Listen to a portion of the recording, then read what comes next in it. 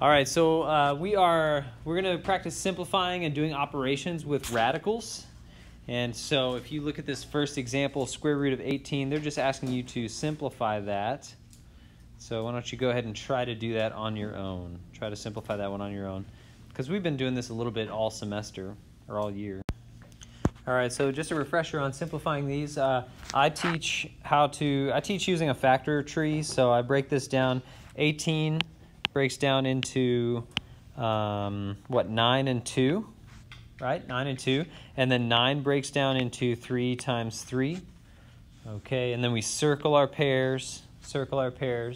And the rule is, right, so if you have a pair, then you get to come out of the house. If you have a friend, you come out of the house. If you don't have a friend, you have to stay in the house, right? A really cutthroat way of remembering that. But anything that doesn't have a pair, like the 2 here is a loner. The 9 got broken down into 2 3s.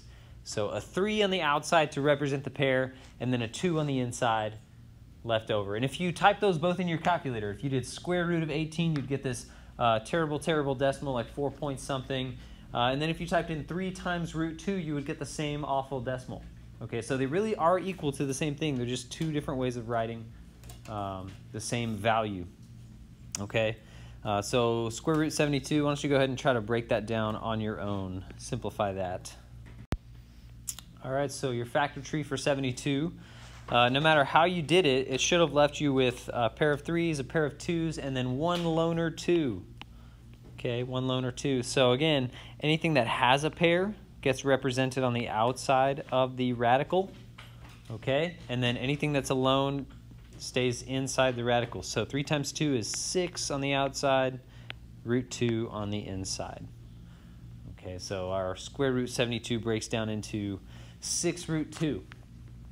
Okay, give me a 1 to 5. How do you feel about that, 1 to 5? Are you good at that? Feel confident about that? You're like, yeah, let's do more of that except for quiz points. Okay, great. So we can apply this same principle to roots that are larger than square root. Okay, so this we have a third root or cube root. Okay, and this little number here, just as a refresher, that little number right there, that's called your index. That's the index of the radical. Okay, the stuff on the inside is called the radicand. The little symbol itself is called the radical, and then that little number is the index number. So. And it works the same way as a square root does. So what's the square root of 9, Josh? 3. Great. So, and you know that because 3 times 3 is 9, right?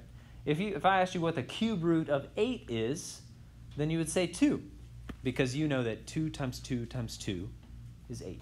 2 multiplied to itself, and then multiplied to itself again. So, but we can do the factor tree method with numbers that are not even cube roots. So still build out a factor tree. 54, that can break down into 9 times 6, or you could have done 2 times 27. Either way, as long as you break everything down, you'll still get the same answer. So 9 and 6, they break down 3 times 3, and then 3 times 2. And since the radical is a 3, since the radical is 3, I'm looking for triplets. So I have a triplet here, 3 3s. Does that make sense? So because I was looking for triplets, I circled all 3 3s. And then the same rule applies here. Anything that was part of the triplet comes out of the house. So that 3 represents the triplet. And then this loner 2 has to stay in the radical. And so cube root of 54 is the same thing as cube root of, or 3 times cube root 2. Okay. Okay. So if you feel good about that, go ahead and try cube root of 81 on your own. Cube root of 81 on your own.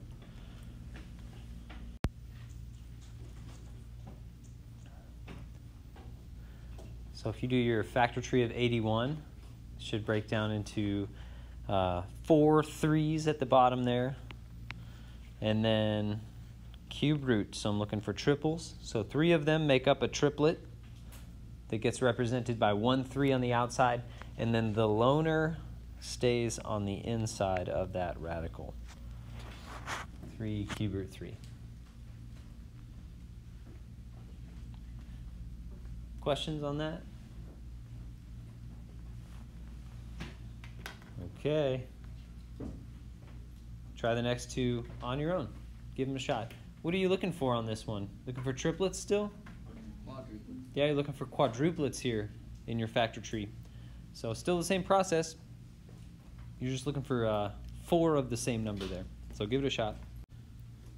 So there is your factor tree of 64 and your quadruplet there.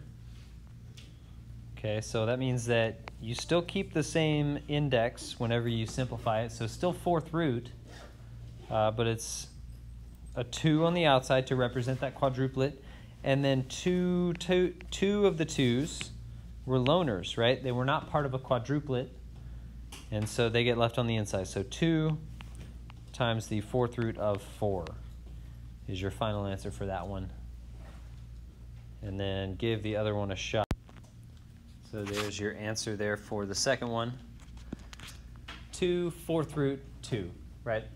We had a quadruplet of 2's, and then the one loner 2 got left on the inside. Are we okay with this? Okay. Seems like we're okay with this.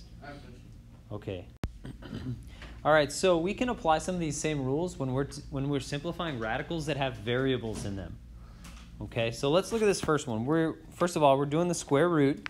So square root of 64, we can treat this as the square root of 64 times x to the 12th, or we can split it up more. The square root of 64 times the square root of x to the 12th, right? All of those are just different ways of different expressions that represent the same thing. And we can see when we split it up like this that we can treat the 64 separately from the x to the 12th. In other words, you can make a factor tree for the 64 and the factor tree for the x to the 12th. So let's first make a factor tree for the 64. 64 is 8 times 8, and I can stop there. Okay, I realize 8 breaks down more, but this is square root. And so I know I'm looking for pairs, and I see that I have a pair of 8's. So I'm just going to stop there and circle the 8's, right? And even that might be too much work for you. You might just be like, well, I already know that the square root of 64 is 8. And that's totally fine. And then when we come over here to the x to the 12th, let's imagine for a second that I made a factor tree for x squared. What times what gives you x squared? X times x, right? Or let's imagine that I made a factor tree for x to the 4th. That would be x squared times x squared, right? And then those would break down x and x, right? So what do you see about these factor trees of these radicals? Whatever is the exponent, that's how many x's you have, right? X to the 4th is 4 x's multiplied to each other, okay? So if I made a factor tree for x to the 12th, then here's what it would look like. X times x times x times x times x times x times x times x times x times x times x times x. 12 x's, right? A bunch of branches. X to the 12th breaks down to 12 different x's. And I can apply the same method that I've been doing, right, where I circle the pairs. You can come in here and circle the pairs. Pair, pair, pair, pair, pair, pair. So I have 6 pairs of x's. And again, why did I choose pairs? Is that just arbitrary? Why am I looking for pairs and not triplets or quadruplets? Yeah, because there's no index number written, right? It's just square root. It's not cube root or 4th root or 5th root. So I had 6 pairs of x's. So an x for every pair. Right? Every pair gets represented by an x. So the square root of 64x to the 12th is equal to 8x to the 6th. 6 x's, because I had 6 pairs, and then 64 broke down to 8 square root of 64. Okay. Okay, so that's how I can apply this same practice to variables. Questions? Why don't you give the next one a shot if you haven't already. 32x y squared z to the fifth. You're taking the square root of all that.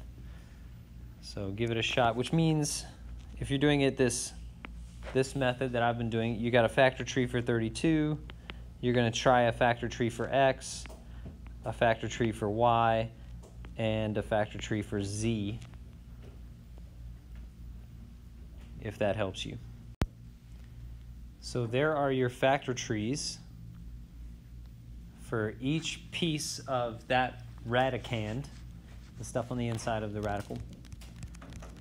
So again, every pair gets represented on the outside. So I had a pair of 4s, so 4 on the outside,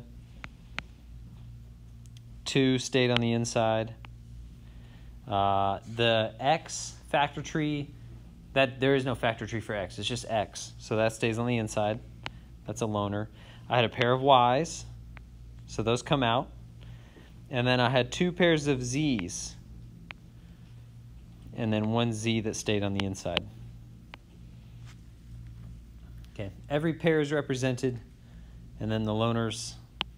And so my final answer is 4y z squared times the square root of 2x z.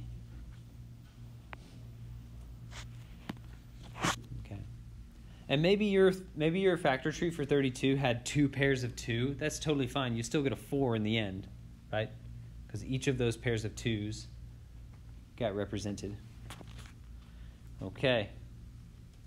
1 to 5. How do we feel about this? 1 to 5. See all the hands. Let me see your hands.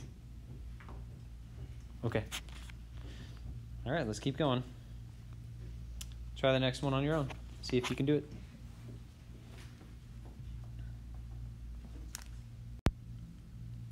Check your answer there when you're done. Any questions on that? Okay, well, let's keep going. So we can apply some of these same rules when we have division in an expression instead of multiplication, okay? So just like we could break up the multiplication pieces, we can break up the numerator and denominator here. So in this one, we can say that the fourth root of m to the fourth over n to the eighth is the same thing as the fourth root of m to the fourth over the fourth root of n to the eighth, right? We can give a radical to both the top and the bottom. And then we can evaluate these separately, or we can simplify them separately, right? What is the fourth root of m to the fourth? Yeah, m. If I made a factor tree, there would be one quadruplet of m's and nothing else. No other loners, right? And then the fourth root of n to the eighth, well, if I made a factor tree of n to the eighth, it would be n times n times n times n, n times n times n times n, and then I would circle 2 quadruplets of n's, right? And if you don't want to make a factor tree, this is also another way to organize your work here, just to list them out and circle your quadruplets. It's a little more space efficient. But that's 2 quadruplets, so n squared, right? 1 n for each quadruplet. Fourth root of n to the eighth.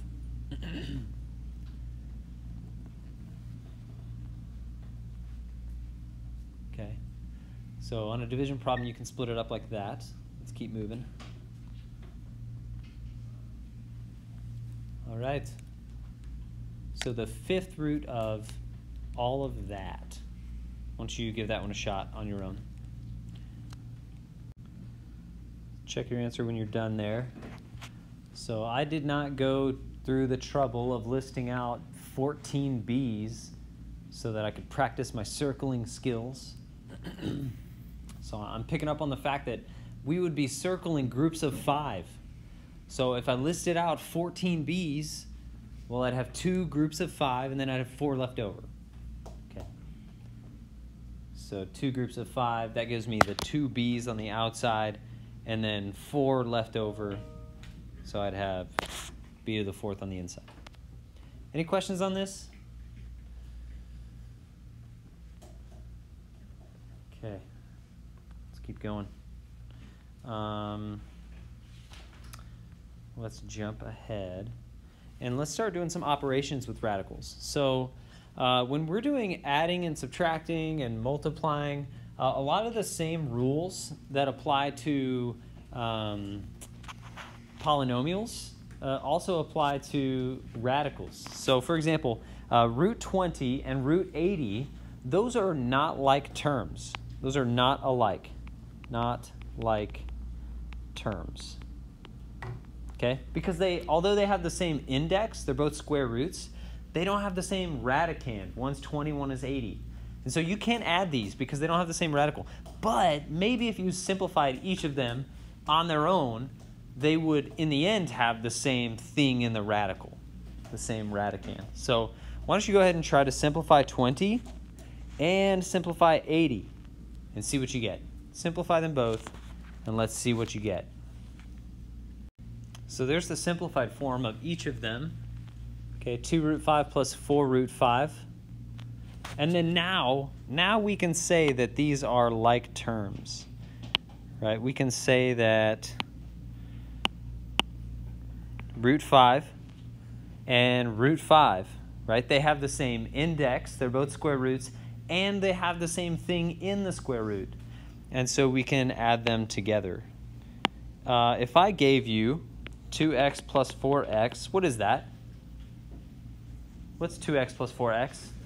6x, yeah. 2 times something plus 4 times the same thing is equal to 6 times that thing. And the same is true with these radicals. 2 times a thing plus 4 times that same thing equals 6 times that thing. 6 root 5. So I can just add those coefficients together. I keep the radical as it is. So if we can simplify each term, we have a hope of bringing them together. Go ahead and try the next one on your own. See how far you can get, or if you can finish it.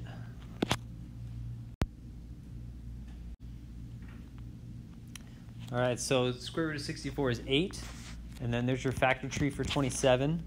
And so this expression ends up being 4 root 3 minus 8 plus 6 times 3 is 18 root 3, right? So if there's already a multiplier in front of the radical, whatever comes out just multiplies to it.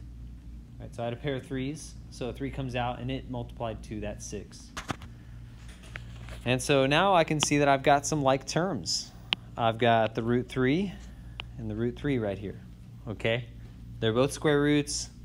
It's both 3, so I can combine them, giving me negative 8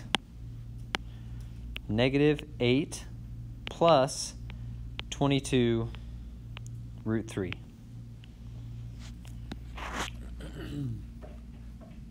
Negative 8 plus 22 root 3. And can I combine those two? Negative 8 and 22? No. Several people shaking their heads. Why not? Because I found like 6x. Yeah, they're not like terms. Okay, the 8 does not have a root 3, and so they are not alike. Okay. Why don't you try the next two on your own? The next two on your own. See how you do. If there's no number in front of an x, what do you assume that it is? 1. The same is true for a radical. If there's no number in front of it, it's assumed that it's 1. So there's your first answer. 1 plus 7 is 8, so 8 fourth root 10. And then there's your factor tree for the second problem on this slide. So 3 cube root 2 minus 1 cube root 2 equals 2 cube root 2. 3 minus 1 is 2.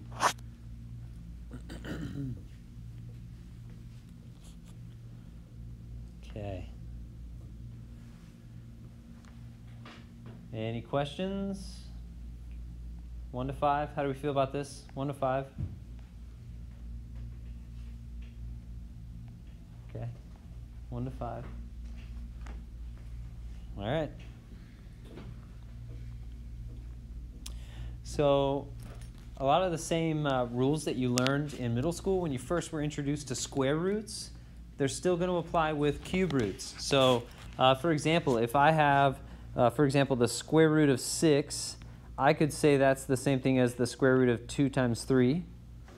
And that's also the same thing as the square root of 2 times the square root of 3. Right? All of those are this different ways to write the same value, okay? And so I can apply that truth or that consistency to this cube root of 9 times the cube root of 81. Well, that's the same thing as the cube root of 9 times 81. And what is 9 times 81? Someone in your calculator. Yes, 729. Okay, so I could bring those together under one radical. And then I should always try to simplify this one radical that I have. Okay, so you're like, well, I don't want to do a factor tree of 729. That sounds awful. Well, you just did in your calculator 9 times 81. So you know 729 breaks down into 9 and 81. Right? You just did that in your calculator. And then 9 breaks down into 3 times 3. 81 breaks down into 9 times 9, which breaks down into 3333. And so that's your factor tree for 729. And then you go in here and circle what? Triplets, quadruplets, pairs? Triplets. Triplets, again, because our radical, or our index number, was 3. So we're looking for triplets. So we've got 1 triplet there and 1 triplet there. So the cube root of 729 is 3 times 3, which is 9. 9. So if you're taking a test and you have a graphing calculator, by all means, go use that tool that I showed you where you could do any root value. But if you're taking a test that doesn't allow a graphing calculator, you got to have an efficient way of doing this.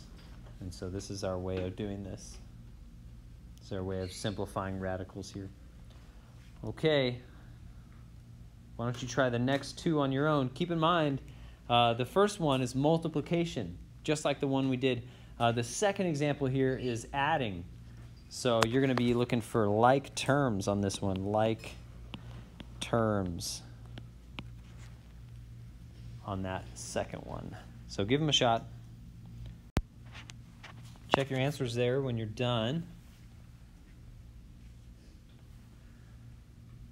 Okay, so 3 cube root 5 for that second example.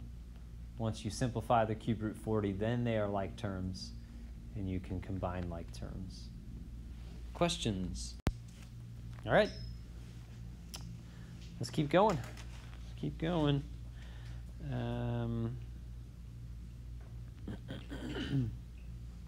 Let's jump to this one. These 3's, those are not exponents. Those are index numbers. So that's cube root. That is cube root. Okay. 5 cube root 64x to the 7th minus x cube root 8x to the 4th.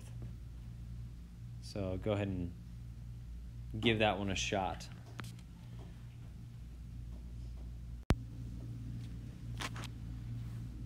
All right, keep working. So if you simplified the radicals, this is how far you got. This is how far you got. And then you had this 5 that was lingering out front and the x that was lingering out in front of the second term. And you should just multiply those in with whatever values or whatever expressions came out. So the 5 mixes in with the 4x squared.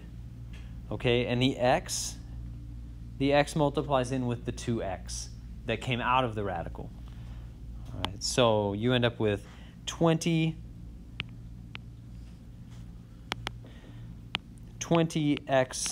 squared times cube root x minus 2x squared times cube root x. And what is 20 minus 2? Yeah, 18. So again, x squared times cube root x, that is like terms with the other x squared times cube root x. And so we are just subtracting those coefficients. 18 x squared cube root x. All right. So when you're taking a quiz or a test, just be sure that you're making very clear to me, the one grading your quiz or test, that I know, you know which one is the exponent and which one's the index, right? The square, the 2 is the exponent on the x, and that 3 is the index of the root, the radical. Questions? All right, let's keep going. Yeah, let's do this one. Just a few more, guys, so stay with me. Just a few more examples. So let's give this one a shot here. Cube root of that times cube root of that. So again, we're multiplying. So I don't have to have the same exact thing in both radicals in order to multiply. All I need to check for is whether their indexes are the same. This is cube root and cube root, and since those are both cube root, then I can write it all as one. 6 times x to the third, y to the 7th, times 4x to the 5th, all under one radical, because they're both cube root. And then I can simplify the inside there. So cube root of 6 times 4 is 24. And then x to the third times x to the 5th. So remember, those are both x, and they're multiplying, right?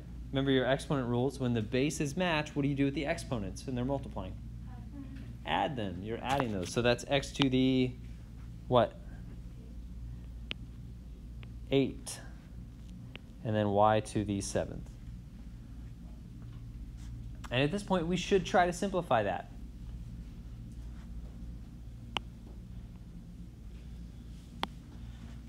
So factor tree for 24, 6 and 4, 2 and 2, 2 and 3. And you're looking for triplets. So I got a triplet of 2's there in that factor tree. And then a factor tree for the x's, x to the 8th.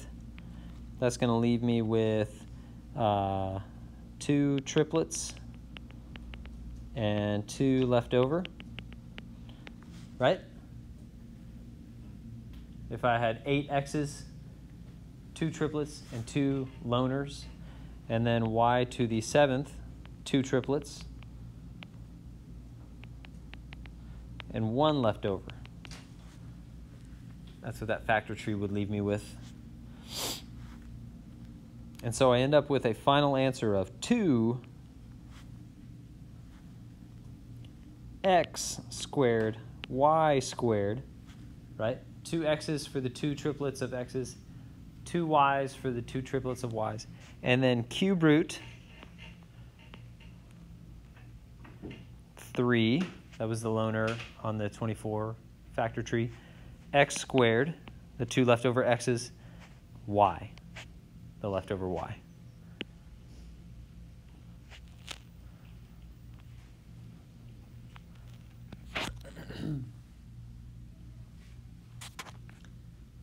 Any questions on that? Okay, last example. Last example.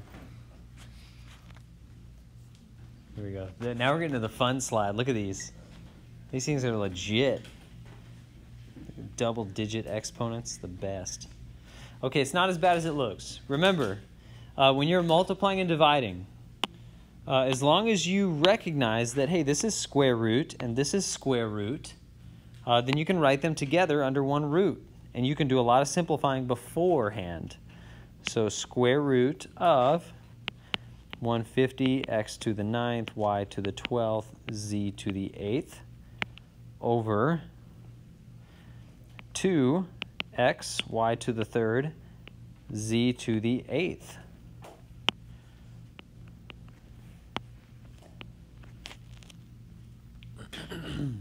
And you can simplify all of this stuff on the inside as if the root is not even there, right? So you can just kind of pretend like it's not there and simplify that big fraction. Think of 150 over 2. Think of that as a fraction. What does 150 over 2 reduce to? Yeah. That reduces to 75 over 1, right? And then I have 1 x on the bottom and 9 on top. So think about it this way. The x on the bottom, it cancels out 1 of the 9 that are on top. And so how many are left on top?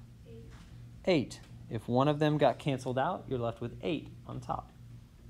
And then the y's. If I have 3 y's on the bottom and 12 on top, let's imagine that the 3 y's on the bottom took out 3 from the top, leaving how many left on top? 9, right? If those 3 on the bottom took out 3 of the 12 that were on top, then you'd be left with 9. And then if the 8 z's on the bottom canceled or reduced with the 8 z's on top, then you have no z's in the expression. So you're left with 75 x to the 8th y to the 9th over 1. And if something is over 1, well, you don't need to write it.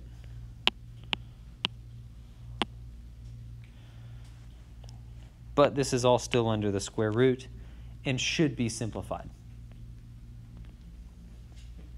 So let's simplify this. 75, that's 3 times 25. 25 is 5 times 5. So there's a pair of 5s there. X to the 8th, that's 4 pairs of x's with no leftovers. And y to the 9th, that's 4 pairs of 9s, or of y's, with 1 left over. So loner there, loner there.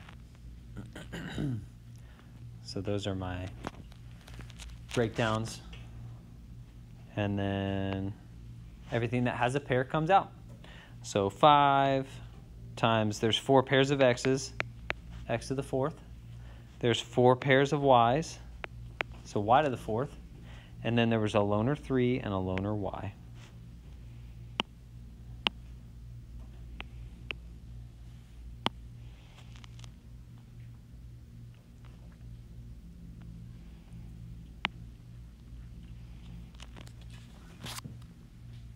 Any questions on that?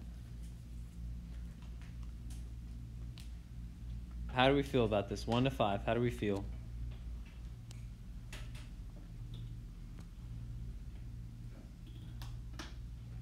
Okay.